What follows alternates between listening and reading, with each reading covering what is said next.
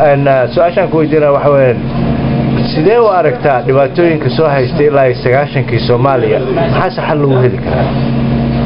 waa maasantahay brother Soomaaliya problemka qabsaday waxa sabab u ahaa dawladda dhexe meesha ka baxday iyo iyadoo dadka ay galeen civil war taasoo ay ka faa'iideysteen cadawga ummadda ay u weyntahay Ethiopia iyo Kenya iyo Uganda iyo Burundi waxa soo wada cadow dadkeenna intii mutacalimiin tahay intii khibrad lahayd wixii oo dhan gaaladii baa albaabada u furtay tarikaalaya marka qof walba waxa isku soo haray dad fara badan oo la socon siyaasadda caalamka intii kale oo baxdana banaanka ku xiran yihiin أنا بكمل أذا كمل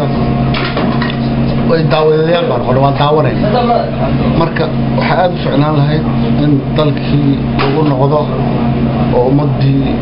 أنت وحفهم يسوي وقبطان يحلوا جارو وحاب فعلا لهاي ومضي إنه قرطان عدو هذا إنه يسوي مادان إنه توبت كأنه الدين ده يكون قضاء المسلم واي توبت كأنه قرآن كحقو قرن إن حاله ده البدل يا قرآن قرن فقلت استغفروا ربكم إنه كان غفارا يرسل السماء عليكم مدرارا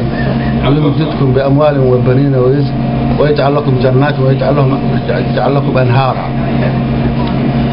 عيدة الشيريسة وهدي لطوبت كانوا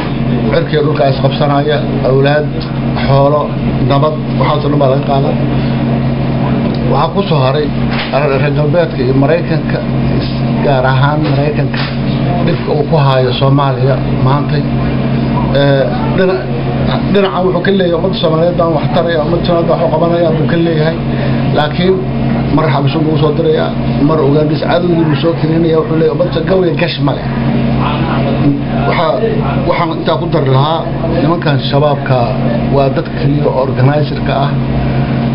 oo isku xiran hal madax leh inay shirarka ka qayb galaan waxay qaban lahaayeen xal halka laga tusiyaan aad ficnaan lahayd shirka Ethiopia lagu qaban inay ka qayb galaan ya oo ay shaqooyinkan maaragtay aad ka u yaqaan shaqooyinka aad ka u yaqaan xafaadka ku yihiin meel sanaawi inay ku waxayaan aad ficnaan lahayd